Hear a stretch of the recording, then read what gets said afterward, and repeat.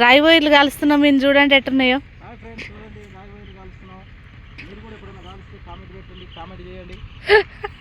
లేకపోతే లైక్ కొట్టండి. Like కాల్చుకుంటే like కొట్టండి. షేర్ చేయండి అని చెప్పాలి. షేర్ చేయండి.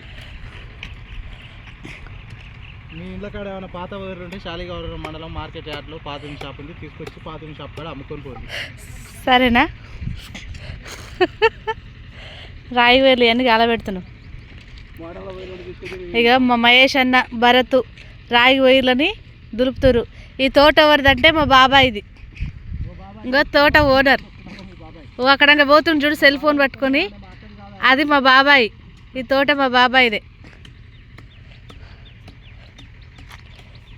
ఇంకా ఆగడు, అదంతా వెళ్తుంటే వాటి నిలబడి కాలువాలి రాయి వైర్లు.